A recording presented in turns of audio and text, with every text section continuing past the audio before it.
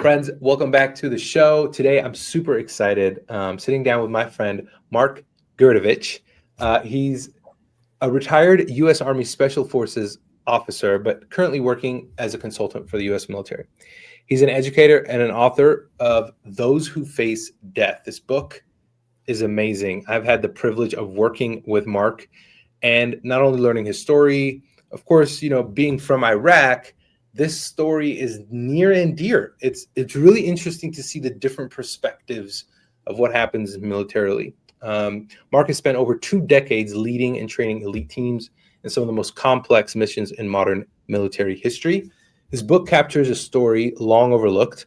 He calls it a missing chapter in the U.S. Special Operations, and it really turns his lessons into this idea of how we approach courage, leadership, and service. So I'm excited to have him here today. Mark, thank you so much for joining me, my friend. Thanks so much. My pleasure. Yeah, man. So walk me through this a little bit. So you are, you're kind of a historian in a way. The way you go into this book, there's a lot of really cool dynamics. The way it's written, it's beautiful. But tell us a little bit about who you are, your history a little bit, and kind of tell me a little bit about this mission, just briefly enough to give our audience a little taste. Sure. So I joined the Army in 1989, and I was and then I transferred to Special Forces about 3 years into my Army service. So right after 9/11, I was about halfway through my military career. I've been in the Army, probably about 11 years by that point, 12 years, and 9/11 happened and sort of changed the world, if you will. We quickly learned that there was a high likelihood we were going to conduct an invasion in Iraq. And I was involved in the planning. I was the operations officer for a Special Forces battalion.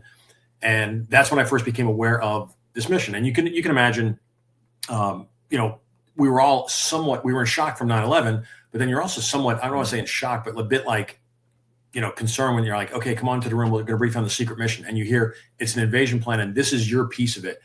And I will say, I knew immediately then that this was not it wasn't an average, even special operation. It was something that was going to be historic. And then I ended up spending the next year as the primary planner and architect for our plan, which was the northern half of the country of Iraq. We were going to link up, infiltrate the country, link up with the Kurdish forces known as the Peshmerga, which is where the title of the book comes from, because the term for Kurdish Peshmerga translated is those who face death.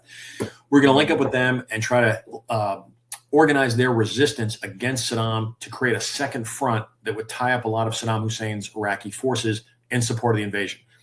If that doesn't sound complicated enough, part of the challenge was, it's a secret mission. So we don't know when we're going to do it, which means we don't know how much time we have to plan. And once we infiltrate into northern Iraq, I'll say denied or enemy territory, we don't know how much time we have to organize the resistance so that it's of value to support the invasion from the south. That, again, I don't know when it is. They can't tell me that. So right. I always have some sense of, hey, we're always on a very tight timeline. And I can get into it a little more, but as you know, there's a significant series of other challenges and problems that arise that just make the story read like a thriller, like an action thriller, because it's just one challenge after the next that individually are all ridiculous. Like you shouldn't be able to get over it, but we're able to still persevere and work through those challenges. And I'll just say this, like, as you kind of hinted, I'd been an instructor once before this in the Special Forces Schoolhouse, and I was an instructor once after this. So I always had an instructor's mindset. So I knew after we conducted the operation, I really wanted to capture it in a way that shared the story, but also provided valuable lessons for, future military leaders and things of that like. It took 20 years to do that, but that was a goal. That was a goal as early as 2003. Yeah. Was there a specific moment you think that sort of triggered this, like, man, I got to tell this story that I think will be helpful for others in the future? I guess I'll say it two ways. I knew when we were conducting it, planning it and conducting it, as I said, this was not normal, meaning a lot of people have experience in special operations. And up to that point, we as the U.S. military had done a lot of things. But suddenly now I'm planning things that sounded like World War II. I'm planning for things that I was taught in my training in the schoolhouse, but frankly, nobody in the active duty U.S. military had done since World War II. So I always had that. And then when we were conducting it, and as I said, there's all these series of challenges that are just individually, they're overwhelming. When you put them together, it's really overwhelming. As we were navigating them, all of us, the group, we almost couldn't believe, okay, we were successful in overcoming that challenge. Oh, look at this one. And we kept overcoming these challenges. And as you kept overcoming them, we didn't get overwhelmed or negative about it. We were actually pretty optimistic, which is pretty amazing when you see the scheme of the plan, if you will. Like, this plan has a 5% chance of success. We're like, okay, well, let's keep working on it. That I think made us all sort of feel this is not normal. This is a very unique, operation. So during those events, I'll say it, sounds a little dramatic, but there was sort of, hey, if we survive, this would be a great story to capture. And if we're successful and we survive, and as it turns out, we were. Spoiler. Yeah. Man, that's something crazy to think about, right? Like, just to go into something and think like, well, if we survive, this would be a great story to tell. Well, I'm not trying to sound like super dramatic, like, but no, I understand. But it is dramatic. Like there's a lot of moments in all of this, in the heat of the moments. Like, this is the military going into a war zone and then going to train a resistance sort of the people that, obviously don't see eye to eye with Saddam, especially at that time. I know firsthand, we left, during the Gulf War. I think I've shared this story with you. And, Saddam was brutal to people in the South. He was aggressive and very brutal. And so, when I was young, I was in high school and all this was happening, obviously. And hearing about the military going into Iraq and as hard as it was, as sad as it was, and all the things that were happening, because again, it's a war zone, right? Like things are going to happen. We're also sort of like happy that this sort of mission is to complete the 1990 Gulf War, was to get rid of Saddam and hopefully open up the country to more opportunity, resources, life.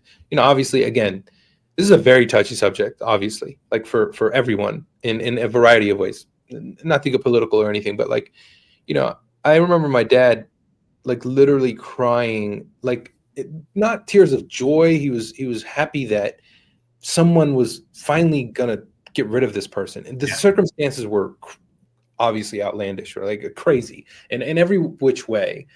However, there was a few people that I've met now in my life, including you being one of them, that were sort of like on the other side of when I was like, when we were receiving this information of like, okay, Saddam is going down, this is going to happen, there's a moment of like being cheerful, like excited, but then there's also, of course, like it's kind of counter tip with sadness, because a lot of stuff is going to go down. And the way you talked about sort of helping the resistance, if you will, was really powerful. Can you go a little bit deeper and maybe just share a story or two about the people that you supported, the resistance? Like, what were they like? What were those people, that I guess needed the support to go defeat this guy? Yeah, that's a great question. And I want to also say connecting with you and then learning your family's history and background, particularly your father, was such a special piece to me, the connection we have on this story. So for your viewers that probably aren't familiar with special forces, within the special operations community, we're a little bit unique in the sense that, we're language trained. Every special operations element, whether it's like Navy SEALs or, Army Rangers, they all sort of have a specialty. And, I would tell you, special forces, while has a tremendous history and great reputation, the thing that we probably harp on is we're not going to pride ourselves on our lethality. We're not going to pride ourselves on our fitness. Though we have those skills, those are important. Sure. We actually pride ourselves on our cultural intelligence, our ability to work with indigenous local people. Like as I said, we have language training. We have a lot of experience working in foreign countries. So that's an aspect that, this is a really difficult mission. You're going to go work with an ethnic group of people that I have at that time in my life, I have no experience. I don't speak Kurdish or Arabic. I was trained in Russian. but the fundamental of the mission is still the same. Link up with these people, and this is probably lost on a lot of people who don't, have a hands-on experience with this kind of thing. The human component of this is overwhelming. Like you can see things on the news, you can read things, but when you're on the ground, everything is different. Yeah. It feels different. It has, a look, a smell to it. So I go back to, you're going to go work with the resistance, and that sounds scary. It might sound exciting maybe, but when you're there, it's human. And I know, where your family's from in the South is exactly the same. Every single person you talk to has some degree of an emotional scar baked into them from the multiple, if not, not singular, the multiple loved ones they have lost to horrific circumstances. And in case of Saddam's Iraq, it's torture. I'm talking about torture and genocide. And like, it's really interesting. Like you can feel how that permeates the entire society. So like if you leave and you go somewhere else, United States or somewhere else, and you see news reports and you hear things, it becomes a little bit more sterile. When you're physically there, it's really, really different. So I will say, from my experience, we quickly developed a rapport with our Kurdish partners, which was great. I really enjoyed working with them. And as I would say, that's a dynamic that we try to infuse into special forces, that we are, culturally curious, if you will. Like we enjoy working with other cultures, and that's challenging, because you're going to go to a place where you're not familiar with it. You may not understand the language, you may not understand the culture. Nothing is going to be familiar to you, and that, as silly as that sounds, that can overwhelm someone's senses. That can actually cause culture shock, where it will start to degrade your cognitive abilities. But to that point, we quickly got to know our counterparts. I back in that time of my life, I didn't used to have a goatee or a mustache.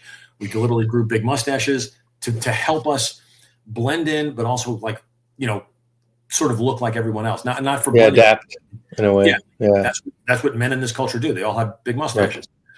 We often dressed in local clothing. We got as good as we could using bits and pieces of broken Kurdish language to communicate when we could.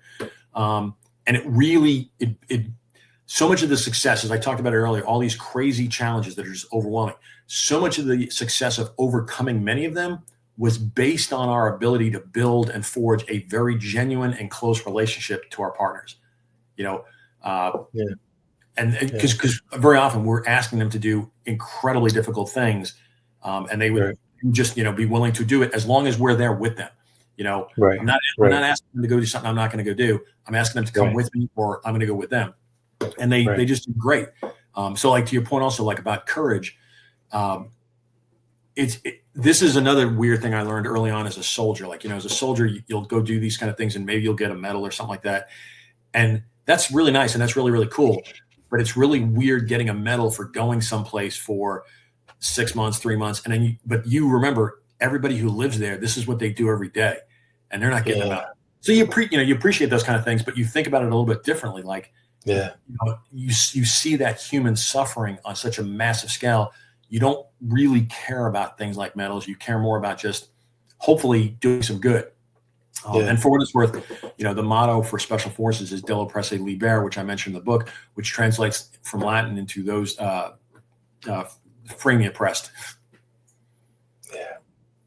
That's so powerful, man. I'm glad you shared that perspective, because, I feel like when with the conversation about the Middle East, sadly, unfortunately, sometimes, even again, I had to grow up with this, right? So we were kind of all summed up under this like terrorism roof, that we all hated the U.S. or that we loved our Saddams. And it's like, obviously to me, that was like the furthest thing from the truth, because we were like, no, we literally left and ended up in a refugee camp because we were not those people, right?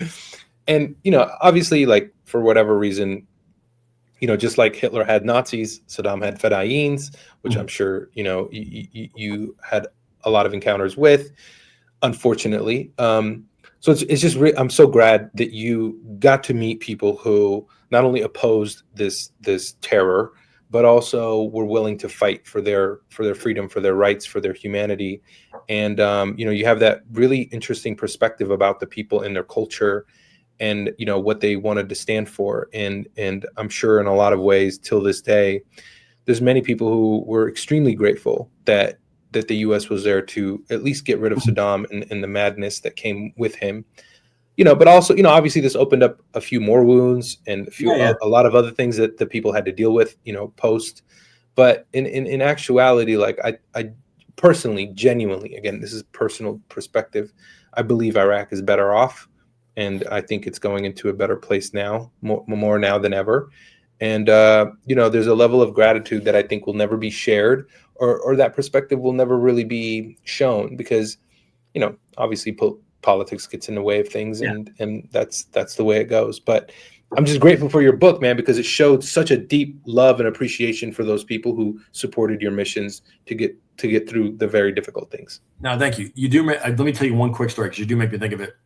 Because I want to talk about not just Kurds but regular Iraqis later on. And as you probably recall, in the epilogue of the book, I talk about going back to Iraq 4 years later in the counterinsurgency years, and which was really difficult. Things were really kind of a mess. The country was in a degree of turmoil, and the U.S. instituted a program where we were going to start paying local people to provide security on like street corners. Consider it like a civil defense program sort of thing. So, and this is the human dynamic I'm talking about. So me and another guy went out to, sort of remote area called Diwania, and we met some of these guys. I know Diwania. Okay. So we met some of these guys. So we go out to this intersection, and there's a man, and he's out there, and he's got a road guard vest on. He's wearing, he's dressed like a typical Arab, but he's got a road guard vest on because that's the rules. That's the uniform, if you will, which is like a crossing guard's vest. And he's holding a rifle. Now I'm frustrated with some of the logistics because we couldn't provide him a rifle and ammunition. He had to go purchase his own, which is fundamentally kind of stupid because the enemy insurgents run the black market. So we're paying this guy a weekly or monthly salary. Right. He has to go get his own weapon. Provide your own equipment, which he's turning right around and purchasing it from the enemy. But it was hard to get the Americans to understand that, because meanwhile, we are blowing up captured weapons every week, from caches that we recovered. But I'm standing at the intersection with this guy and I'm talking to him. I'm asking him questions. And his 9-year-old son, I might have talked about this in the book. His 9-year-old son was standing there. And I said, hey, how are you doing? And he goes, I'm doing okay. It's scary though. And I said, yeah, I get it. Because he's only got he's not wearing body armor like I am. He doesn't have a helmet. He's got 2 magazines of ammunition, which for anybody, if you get into a firefight, 2 magazines is not really great. And he said, the nights are very, very scary. And I said, hey, I understand that. I appreciate you doing this. So we got to a point where I finally said to him, why are you doing this? And he said, it's the right thing to do.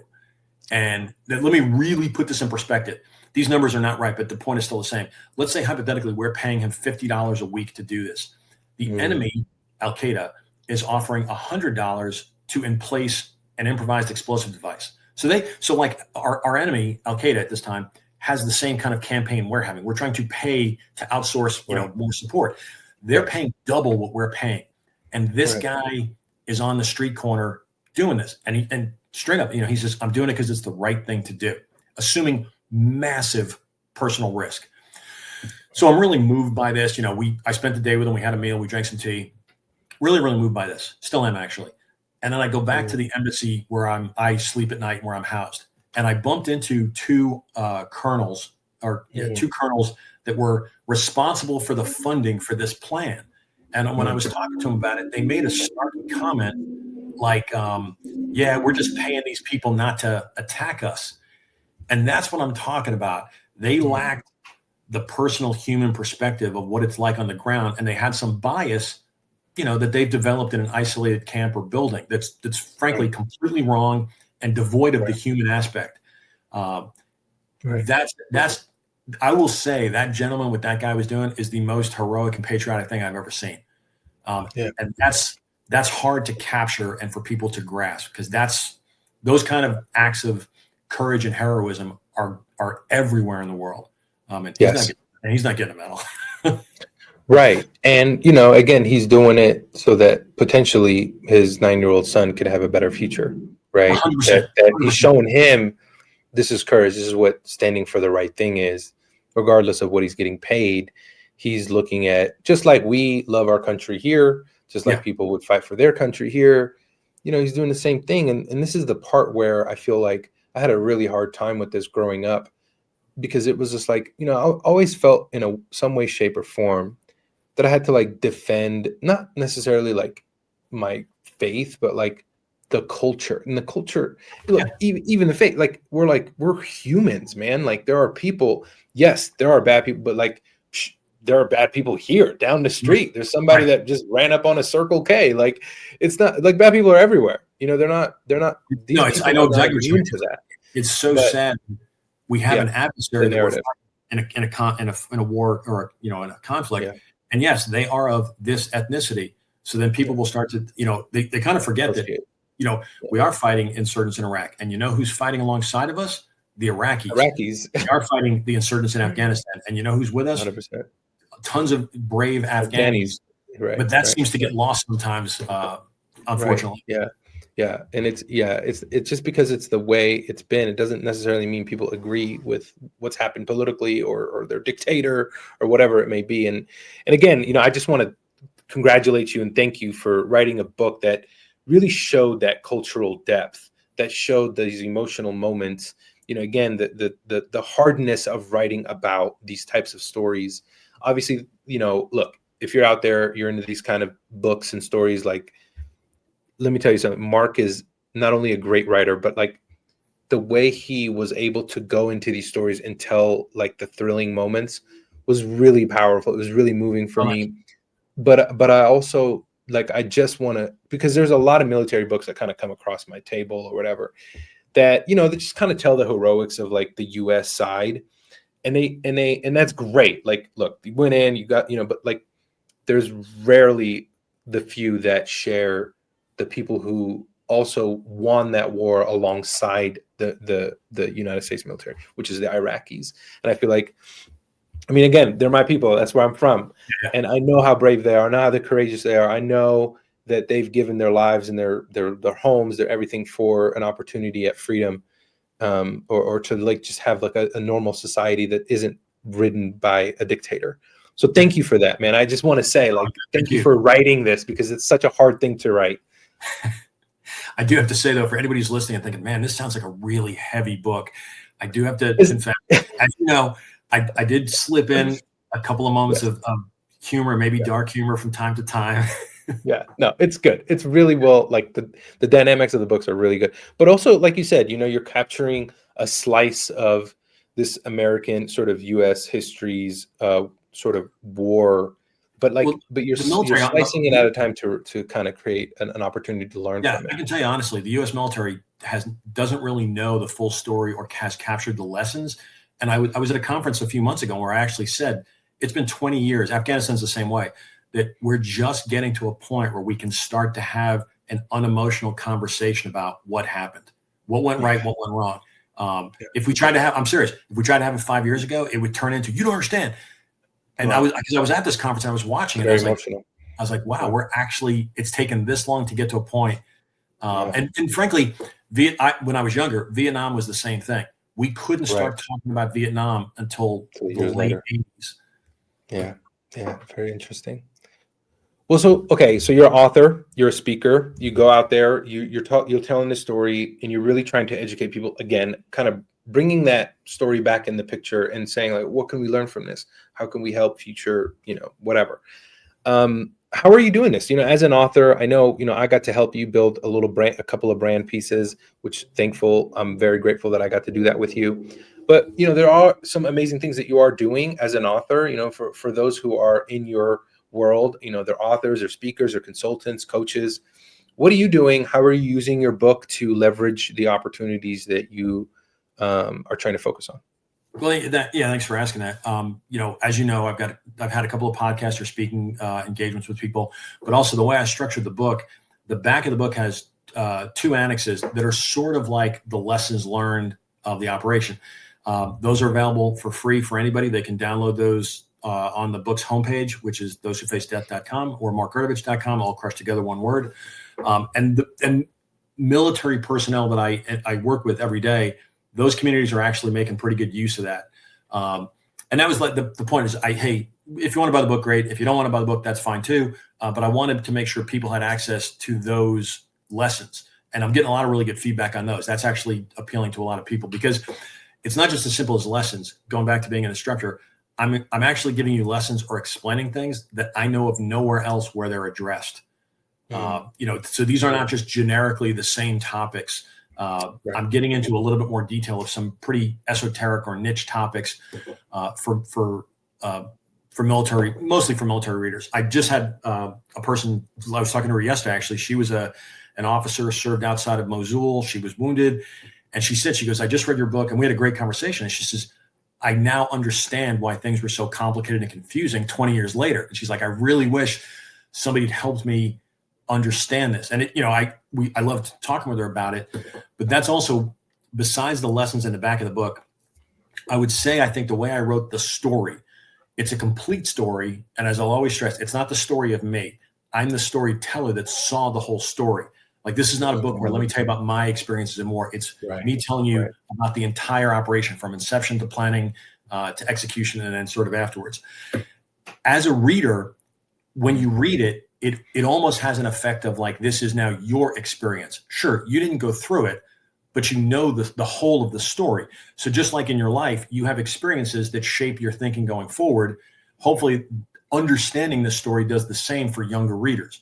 That, sure, am I suggesting that, hey, for all of you, when you go to work with the resistance and have to, seize a city, you'll know how to do it. If you find yourself in that very odd situation, this book would be very helpful. But the bigger picture is like, it's as if you got to at least glean the experience of what we went through, tuck that away for your own, decision making in the future, the whole of that experience. Right. What's one thing you would give to another author today that could help them in their journey of bringing their story, their book out into the world and continue I love that question. Way, building their work and brand? Because, as you know, like you and I now getting to know each other, when you do this, you start to build a different network and you meet different people. And I have met a lot of people that have said, man, I've always wanted to write a book, or I've always wanted to do that. Okay, so do it. That's the first thing I would tell anybody is like, as the person who procrastinated for 20 years, start. No, but the success of that was the one day, I don't know what triggered it. One day I sat down and opened my laptop and started to write an outline. And then I started to write chapter 1. Now, chapter 1 had to be edited like 5 times because it was terrible. But you wrote. But start, because, if someone's like, well, it's going to take me this long. Yeah, it's going to take even longer if you don't start. So actually develop a plan, an outline or a structure. And what's funny was, the outline I developed, I with no experience, I timed out how long do I think this is going to take. I was actually pretty accurate. I thought it would take me about 2 years to write and package the book. That's the hardest step to actually begin, I think. Then the other thing I would say is, for anybody who hasn't done this yet, there's 3 phases to this that I didn't think about. You think about writing a book or a manuscript, whatever you want to say. So you're thinking about the writing. That is truly the first step, very legitimate. The second step is turning that document into a functional book. And that's a little tricky. And that takes a little bit of, maybe you get some professional help, like a coach or, like a publisher, editor. Can't say enough about the value of professional editing. Yes, of course. But putting it together in a book, is challenging. There's a ton of tasks with that. And then you do it and you did it. Now someone hands you, you unpack your book and you're amazed. And then there's the marketing phase of, okay, so you have the greatest book in the world and it's hidden on the internet. What are you going to do? And it's a third phase. You now need the plan for that. And it's a whole set of new skills, and new networks and capabilities. So that's really the 3 phases. Start writing. Right. Figure out, get a plan for how you're going to turn into a book, and then get a plan for how you're going to actually get it market so that people can actually enjoy it. Yeah. I love that. Thank you for sharing that, my friend. I appreciate you so much for being on the show, for writing this incredible book, sharing an amazing perspective.